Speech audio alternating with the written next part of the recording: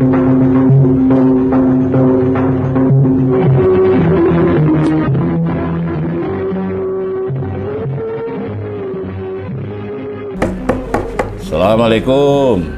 Waalaikumsalam warahmatullahi wabarakatuh. Dan tayang ane saranna. Alhamdulillah Pak Kiai. Ketemu lagi di hari ke-25 Ramadan ini. Alhamdulillah. Iya, dalam keadaan sehat walafiat. Lima kalau mamin ala pas tahun kapan itu? Insya Allah. Nah, dialog Ramadan 1443 Hijriah, Pak Kiai dan Dinta yang hadir lagi bersama Dr. Kiai Haji Dr. Amirullah Amri MA, Ketua Komisi Dakwah Majelis Ulama Indonesia Sulawesi Selatan, Pimpinan Pondok Pesantren Ilmul Yakin Tompok Bulu Maros, dan Pimpinan Amhatur Biro Perjalanan Umroh dan Haji Plus di Jalan Teguh Umar 10 nomor 46. Nah, bagaimana yang tadi saya tanya Kilai kembali ini, sehat ya Ki Pak Kiai? Alhamdulillah. Iya. Nah, Alhamdulillah kita cerita lagi di hari ke-25 soal puasa Ramadan kita ya. Sudah Ramadan ini sudah ya. Siap-siap untuk ke Tanah Suci dan tayang. Oh, selesai Ramadan nanti? Ya, mau dulu berangkat 2 hari sesudah Ramadan insya Allah. Sendiri Ki atau? Nggak, bawa jamaah Amhatur. Iya, dari Amhatur? Ya, jamaahnya itu dari berbagai kabupaten kota. Tapi daftar di Amhatur. Ya. Itu bagus yang kok di situ, baru yang ngantar beliau langsung ngantar, kita yang ngantar langsung beliau. Ya sudah Lebaran saya berangkat insya Allah. Ya mudah-mudahan dalam perjalanan sampai tujuan selamat dan sehat. Pulang itu sudah siap-siap untuk hajian. Haji besar. Ya. Ya. Karena ini haji kan sudah ada dan tayang. Ya. Menurut pemerintah 1 juta kotanya untuk seluruh dunia. 1 juta untuk seluruh dunia. Seluruh dunia. Tapi Indonesia kan yang jelas ada juga kotanya, meskipun sedikit, meskipun tidak seperti biasa. Tapi belum ditahu jumlahnya berapa kotanya Indonesia. Belum sudah ada gambaran-gambaran kalau kita hitung-hitung. Cuma itu jadi pemikiran juga buat jamaah karena 65 tahun ke atas sudah tidak bisa berangkat. Iya. Jadi kasihan. Jadi bagaimana yang sudah 65 tahun ini pakai dikembalikan? Enggak, siapa tahu tahun depan sudah bisa berangkat. Oh, iya, mungkin hanya ini, mungkin mengantisipasi sisa-sisa virus, sisa-sisa corona. Terus karena biasanya rentang penyakit orang-orang tua kan. Betul. Mungkin seperti itu. Mungkin niatnya seperti itu buatkan aturan. Tapi kalau ada apa pakai undangan misalnya undangan untuk jemaah haji dari pemerintah Saudi. Oh, ada namanya visa Furada. Iya, visa Furada. Ya, Furada itu bisa langsung berangkat Denta ya. Bisa, cuma mahal. Estimasi itu ya hampir 300 juta lah. Oh. Ya. Iya. Di Amhatur 272. Oh, 200 juta. 200 tapi bisa di tempatnya pakai. Iya, bisa di Amhatur. Langsung berangkat itu namanya Furada. Iya. Tapi kita juga tidak berani kalau visanya tidak nempel. Tapi kalau bukan haji Furada itu misalnya Umal, TKI, wah itu cari penyakit yang begitu. Iya. Tapi kalau Furada enggak usah khawatir. Yang penting nempel visanya karena memang visa haji. Iya, visa haji yang diberikan dari pemerintah Saudi. Jadi tidak lewat sistem. Tapi tetap dilapor di Kementerian Agama. Misalnya Amhatur visa Furada haji sekian orang. Kita lapor. Karena kita ini mesti taat sama pemerintah kita. Saya dengar 2 minggu kelamanya katanya itu pakai. Oh, enggak, kadang tergantung travelnya. Ada 2 pekan, ada 3 pekan. Saya 1 bulan Dentai. Oh iya. Tetap 1 bulan. Saya yang dapat undangan gitu. Tapi mahal dulu. 272. Bahkan banyak yang 300-an. Oh, banyak yang bahkan di atasnya 300. Biro perjalanan lain ya tergantung juga fasilitasnya kan. Cuma melihat kondisi ekonomi kita di Sulawesi yang seperti itu kira-kira yang fantastis lah. Oh iya. Nah itu sekedar bajikan kebaca itu kapan soal apa. Iya minne. Ya apa pertanyaannya tahu tanya min jawab anuna. Sabar. Bisa sahur yang punya pertanyaan. Kan kita bilang dekat-dekat sahur itu ya. Oh betul. Lebih afdal, lebih akhir waktu. Assalamualaikum Pak Kiai dan Ditayang. Baturi Iwan di Bantaing. Oh Bantaing. Bantai Belan ya. Biri-biri Bulukumba di kampung saya. Betul. Apa makmum harus membaca tahiyatul atau at-tahiyat? Oh, kemanjo. Ya, perlu dipahami Denta ya. Makmumnya. Ya, bacaan wajib dalam sholat itu ada 3 Denta ya. Iya. Wajib baca, tidak boleh tidak, harus. Iya. Ya, 1 Fatihah.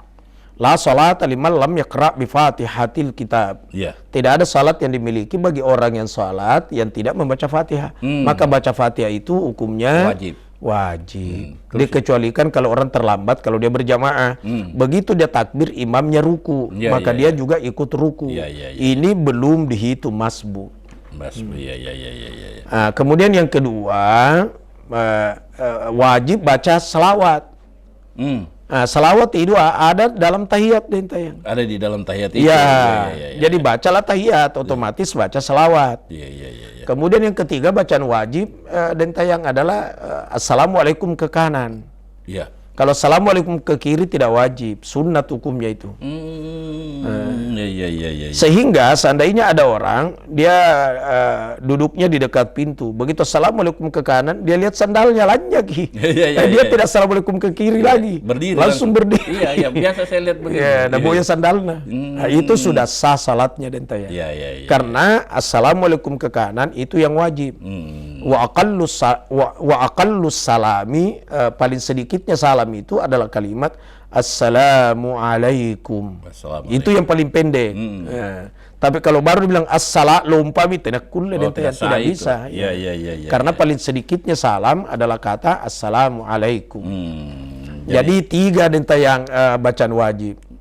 Apa sumpahnya? Fatihah. Selawat. Salawat tadi itu tahiyatul juga. Terus salam. Salam. Salam itu tidak mesti harus kanan kiri. Kanannya wajib. Kanannya wajib, kirinya kiri. Itu cara ada begitu. Dari pesantren ilmu yakin. Kamu juga. Saya Iwan dari Bantaeng, itu tadi jawabannya Pak Kiai. Selanjutnya pertanyaan dari mana ini? Dilangin. Assalamualaikum warahmatullahi wabarakatuh. Dari kimeari ne mantangan ne tenarin ne. Nah karena ne soal utang ini deh pakai. Maksudnya begini, ada utangnya, tapi dia mau bayar. Nanti, tapi dia tidak bilang-bilang sama yang ditempati minjam ini, dia pergi cari uang merantau misalnya. Tapi tidak palakana, tidak minta izin. Iya, tidak. Setelah dia kembali sudah banyak uang dia bawa, ternyata yang kasih utang itu setengah karun sumpah muter. Setengah mati, canda jene duit nene. Dia mau bayar, itu yang kasih utang meninggal. Oh, meninggal. Iya, meninggal Ki. Bagaimana hukumnya? Dia minta sian jo kapang. Iya, pas dia hari ketiga taksian dia datang, meninggal Wi. Padahal saya mau bayar utangku. Bagaimana itu Pak? Jadi yang bersangkutan itu sudah tidak ada yang ditepati minjam duit. Maka yang meminjam itu kasih anaknya yang bersangkutan. Karena secara tidak langsung orang tua sudah tidak ada, maka hartanya itu dia jatuh ke anaknya. Maka hartanya juga itu yang karena duitnya orang tuanya pernah dipinjam, maka otomatis dikembalikan kepada ahli warisnya. Ahli warisnya, anaknya itu. Anaknya. Sekarang anggaplah anaknya tidak ada dentayang. Cucunya lagi. Anggaplah cucunya tidak ada cicinya. Pamannya, kakeknya, neneknya, semua ahli warisnya. Semua tidak ada ahli warisnya, sudah tidak ada, semua tidak ada. Solusi terakhir, pergilah bayar di masjid, niatkan bahwa ya Allah, sesungguhnya pembayaran utangku ini kepada si Anu, sebut namanya. Pahalanya sampaikan kepadanya. Tapi ternyata sudah dia bayar begitu. Ternyata bulan depan ada kemenakannya yang datang. Tiba-tiba. Ada kemenakannya satu. Ada kemenakannya satu. Bayar lagi. Oh, tetap dibayar. Iyalah. Kalau kita sudah sumbangkan ke masjid itu. Bayar begitu Pak. Dan itu inrang denta yang harus bayar. Wajib. Banyak orang itu enak sekali kalau di saat dia minjam duit. Tapi di saat mau mengembalikan ini susah. Bahaya dan tayang, karena kalau dia meninggal itu ruhahu mu'allakun bainas samai wal ar. Nyawanya itu tergantung antara langit dan bumi. Jadi tidak di langit, tidak di bumi. Nggak pernah karena tabaraya menjogen tayangan. Contoh artinya adalah kalau punya utang bayar Ki. Rasulullah kadang dan tayang kalau ada orang meninggal dia tanya, ya mau disalati ini orangnya memang salat ya. Orang bilang kadang salat, kadang tidak. Kadang salat, kadang tidak. Kata Rasul, kalau begitu kau yang salati, saya mau pulang. Rasul pulang, tapi dia suruh sahabat salati. Nah sekarang yang kedua kasusnya lain lagi. ini yang meninggal ada ndak utangnya? Nia kain randa. Iya. Oh banyak sekali utangnya Rasul. Iya. Orang Bugis bilang nakapoje indreng. Baik. Terlalu banyak. Nakapoje indreng, degaga. Terlalu banyak utangnya. Dia bilang mana anaknya? Saya bayarkan bapakmu. Nah karena aku memang biasa tak kau ngindrangi, nggak pernah ngindrang. Saya kasih tahu memang jangan minjam. Dia minjam. Artinya tidak ada ahli warisnya yang mau bayarkan. Mau bayarkan, ya. Kata Rasul kalau tidak ada yang mau bayar ahli warisnya, tidak ada yang tanggung jawab. Ya. Pulang semua, jangan ada yang sholati. Oh begitu. Iya, betapa bahayanya itu. Orang yang meninggal baru tidak bayar hutangnya. Iya, jadi mesti bayar. Biasa juga itu ada ibu-ibu yang kumpulan arisan-arisan. Iya. Sudah naik arisannya, tidak mimumba, tidak tahu nak bayar. Bahaya itu. Lampami. Nah, biasa itu dia jual arisannya, nambil dulu wangi.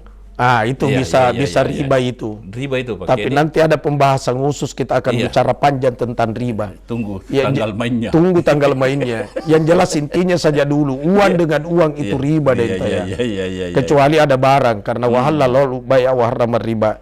Dihalalkan jual beli, diharamkan riba. Insya Allah nanti kan ada pertanyaan itu. Nanti akan sampai di situ kita bahas.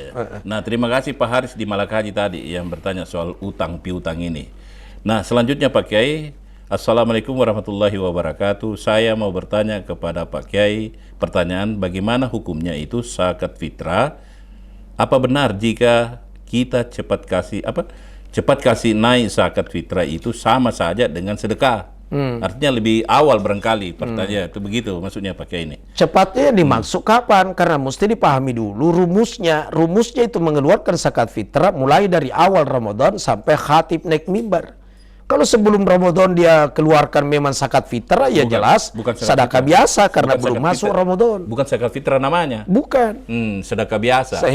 Tapi kalau sudah Ramadan dan dia niatkan zakat fitrah meskipun dari pertama Ramadan. Jadi akhir Ramadan orang bayar zakat fitrah. Dia sudah tidak bayar lagi karena sudah dia bayar di awalnya. Cuma kalau terlanjur bayar di awal dan tidak menyelesaikan Ramadan, dia meninggal sebelum terakhir Ramadan. Maka itu zakatnya seandainya anaknya minta kembali maka wajib dikembalikan Dentayang.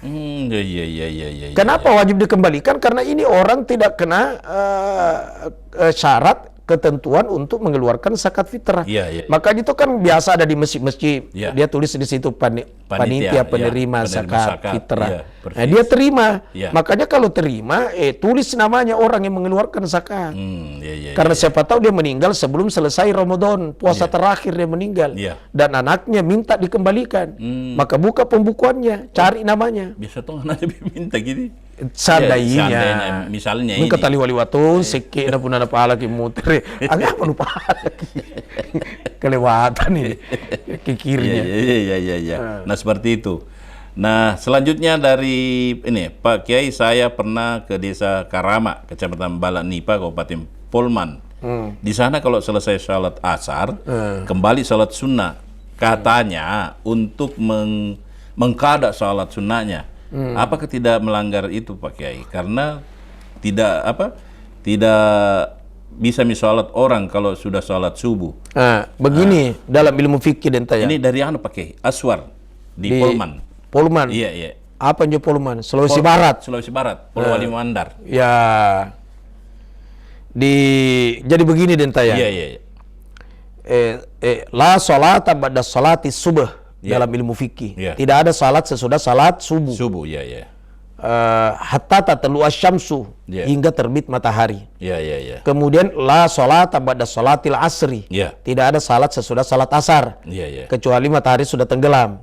Nah, namun demikian dalam ilmu fikih itu bahwa tidak ada salat sesudah salat subuh.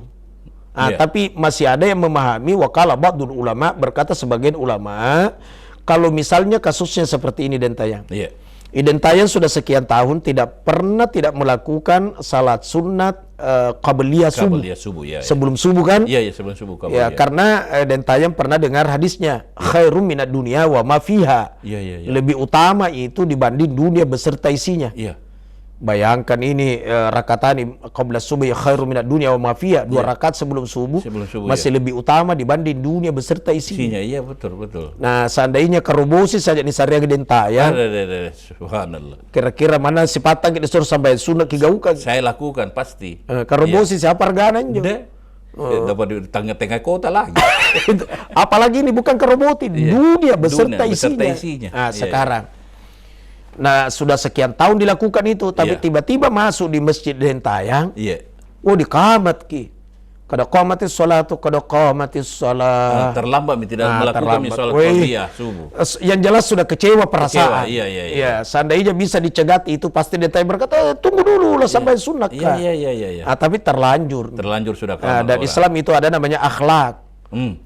Akhlaknya pas sami kata kalam itu anak kama.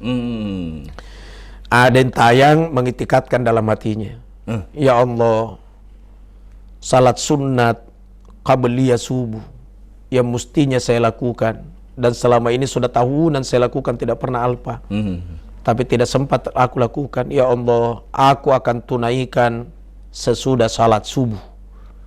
Sebagian ulama membolehkan Dentayang. Boleh begitu? Iya, boleh. Tapi ada tapinya.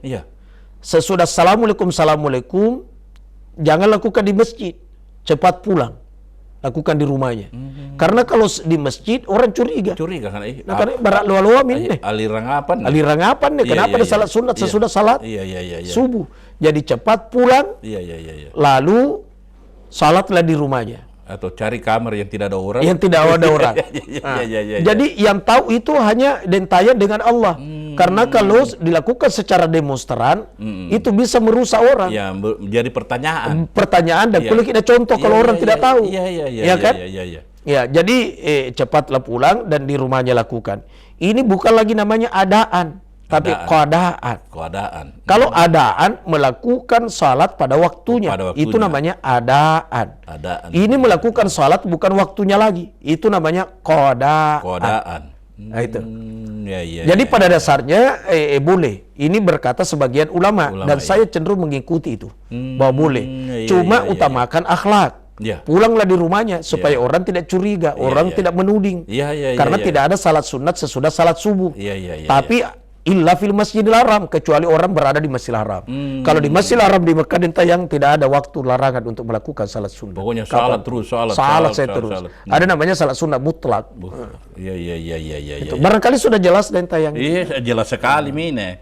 Tapi ini juga Dentayang, salat sunat sudah subuh ada pengecualian. Contoh. Di masjidnya Dentayang di dekat rumahnya dipakai salat Idul Fitri. Orang datang dari rumahnya untuk melakukan salat Idul Fitri. Tapi begitu masuk di masjid baru 5:30. Artinya sudah 5:30 itu sudah subuh. Dan belum terbit matahari. Ini boleh melakukan salat sunat tahiyatul masjid. Salat sunat juga itu. Tapi salat sunat tahiyatul masjid. Karena ini didahului sebab. Sebabnya di depan, sebabnya masuk masjid, maka dia melakukan salat sunat tahiyatul masjid. Nah, orang Bugis bilang sumpahnya pakaraja masigi. Sumpahnya pakaraja masigi. Gitu. Salat sunat, tahiyatul sunnah masjid. Padahal belum terbit matahari itu. Kalau sudah terbit matahari, itu kan sudah tidak ada masalah lagi. Itu isyarak, sudah waktu syuruk. Apalagi. Nah, selanjutnya begini, dari Ariel di Baru, kalau salat di rumah tidak azan, apa salat kita sah pakai? Tidak azan, langsung qamat. Biar juga dia tidak qamat juga sah, karena hukumnya azan dan qamat itu sunat Dentayang, bukan wajib. Artinya yang sunat itu kalau dilakukan menambah pahala. Kalau tidak dilakukan rugi karena tidak dapat tambahan pahala. Itulah sunat Dentayang. Nah sekarang mau salat asar di rumahnya, dia tidak azan, dia tidak qamat, langsung saja Allahu Akbar dengan niat salat asar. Pada dasarnya boleh. Tapi kalau untuk sempurnanya biar banyak pahala, azanlah dulu. Sudah azan, salat sunat lah dulu. Sudah salat sunat baru qamat. Kan sempurna. Apalagi panggil juga istrinya jadi makmum, panggil anaknya jadi makmum. Berjamaah. Nah, itu Pak Ariel di Baru. Selanjutnya ini Pak Kiai dari Mustafa. Di mana nih? Di Sinjai, Mustafa.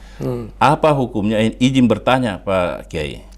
Apa hukumnya jika ada seseorang yang ingin berpoligami, tapi dia tidak mampu dan hanya bermodalkan dari calon istrinya?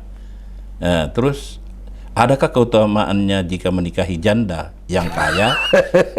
Nanti kan mana pakai bahasa udah. Erji bayi ini ke janda kaya. Astagfirullah. Pahami dulu bahwa siapa yang memperistrikan perempuan dengan dasar tujuan kekayaan semata, maka Allah akan membuat fakir miskin dia. Itu. Dan siapa yang memperistrikan perempuan dengan dasar agama, maka Allah akan cukupkan kebutuhannya. Iya. Tapi pada dasarnya kalau bertanya bagaimana dengan poligami, ya sah-sah saja tentang poligami. Sah. Tidak boleh kita tidak berkata sah. Karena laki-laki itu ada dalilnya itu pakai ini. Iya, laki-laki itu maksimal 4. Kalau 5 sudah haram. Tapi sampai 4 istrinya. Contohnya dentayang mau kasih sukup 4 itu sah dentayang. Saya relai dan setengah. Cuma kira-kira kanan nih pertama aku kesar aja ku ising minta syaratnya. Apa syaratnya aja? Langkai dulu mayatku. Dari kemana dentayang? Bagaimana Pak? Itu siaran televisi kalau sudah bagus itu siarannya, maka antennya itu tidak usah kasih goyang-goyang. Iya, kalau digoyang-goyang pasti kabur. Kabur ki goyang, kacau nanu baji mo. Iya, kacau. Jadi mana seri televisi antennya satu tapi bagus siaran, pertahankan yanjo. Karena kapan digoyang-goyangkan ki kabur ki. Iya. Jadi begitu kesemutan Pak Subhan di Sinjai ini. Ya begitu.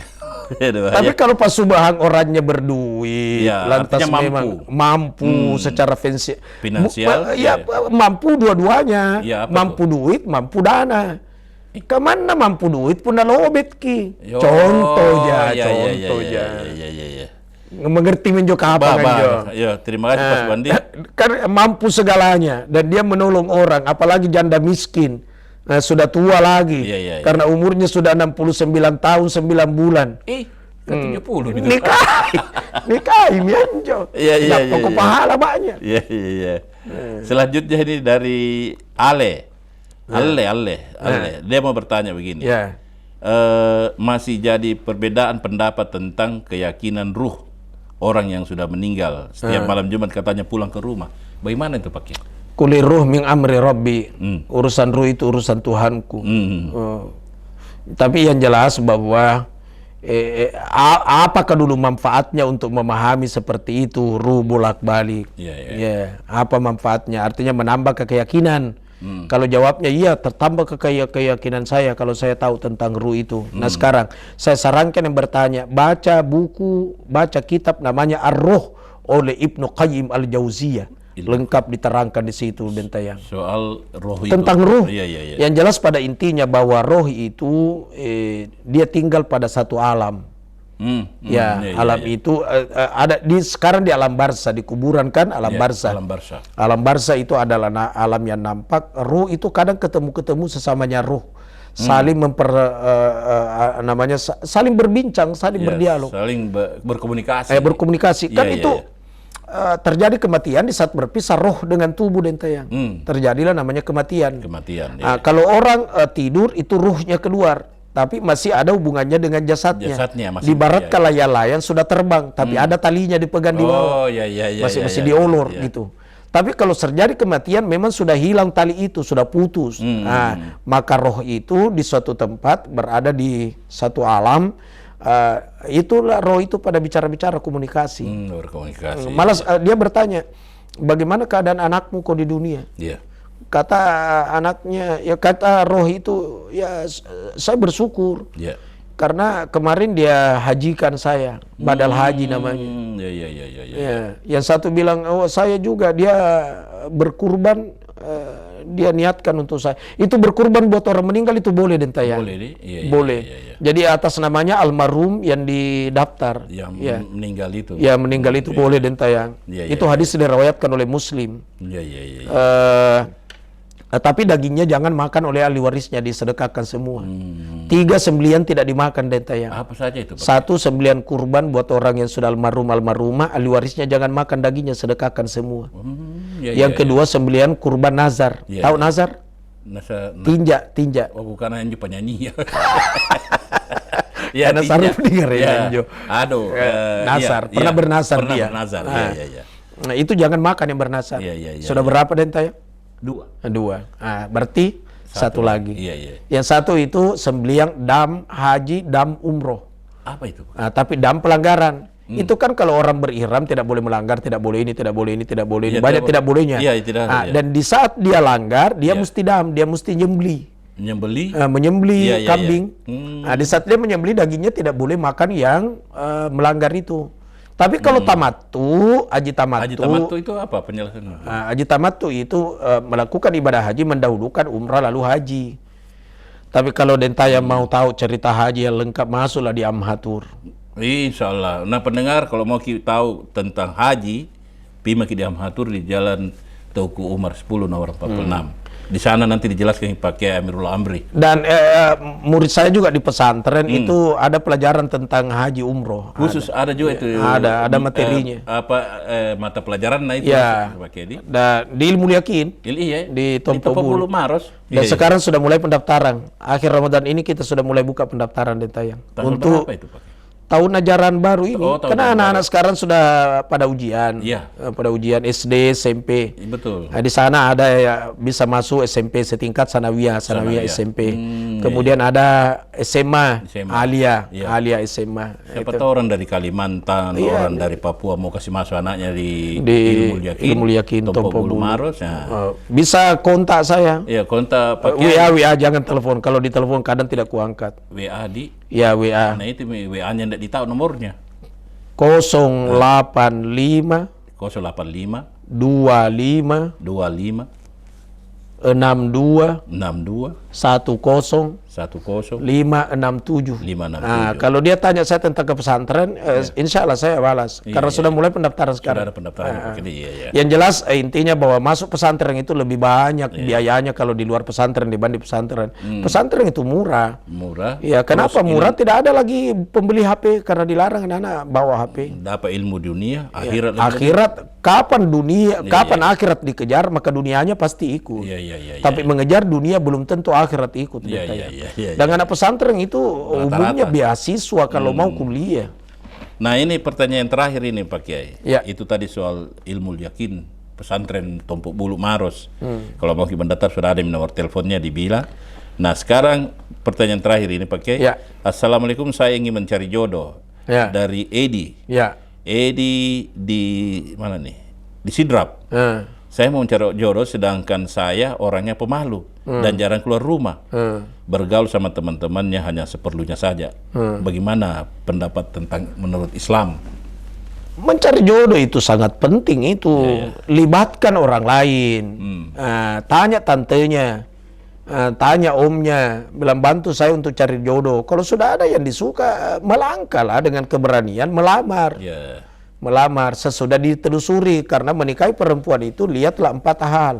1, lijamaliha, kecantikannya. Paling tidak kau minta fotonya dulu. Cantik. Jadi tidak salah itu kalau orang melihat kecantikan, ketampanan, tidak salah itu.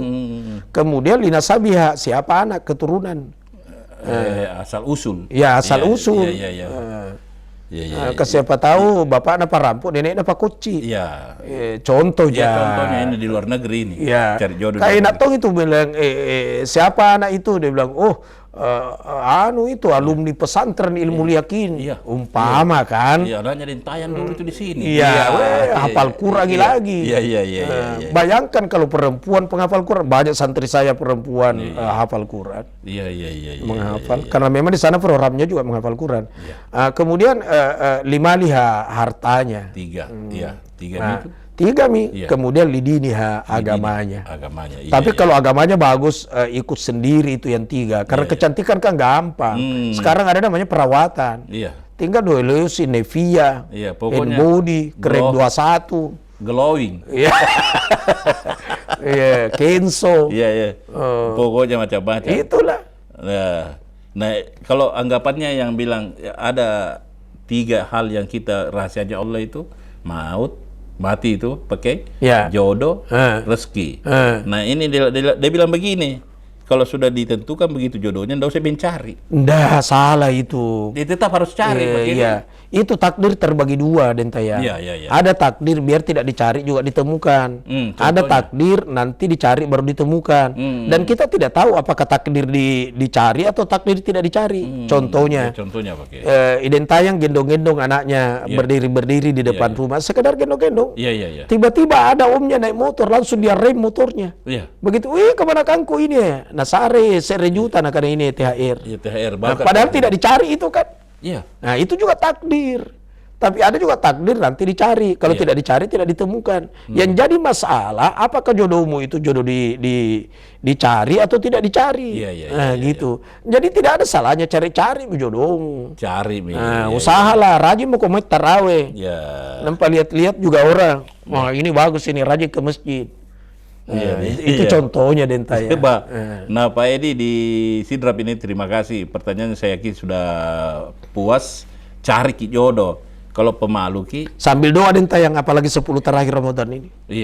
Sambil doa-doa. Sambil berdoa. Baiknya cari jodoh di bulan suci Ramadan ini. Tapi jangan pergi tarawih, hanya itu yang diutamakan. Balik pakai doa tak dulu pakai karena waktunya ini. Bismillahirrahmanirrahim. Alhamdulillahirabbil alamin. Allahumma shalli ala sayyidina Muhammadin. Allahumma arinal haqqa haqqa warzuqna ittiba'ah wa arinal batila batila warzuqna ijtinabah. Ya Allah, ya Tuhan kami, perlihatkanlah kepada kami kebenaran itu adalah kebenaran. Berikan kami kekuatan untuk senantiasa berbuat yang benar. Ya Allah, perlihatkan pula kepada kami kebatilan itu adalah kebatilan. Beri pula kekuatan kepada kami untuk menghindari perbuatan yang batil itu, ya Allah. Amin. Rabbana atina fid dunya hasanah fil akhirati hasanah wa qina adzabannar. Wa sallallahu ala sayyidina Muhammad walhamdulillahi rabbil alamin. Amin amin ya rabbal alamin. Nah, pendengar, kita cukupkan sampai di sini dialog Pak Kiai dan Dentayang hari ke-25 Ramadan 1443. Insyaallah besok kita ketemu di hari ke-26. Assalamualaikum warahmatullahi wabarakatuh.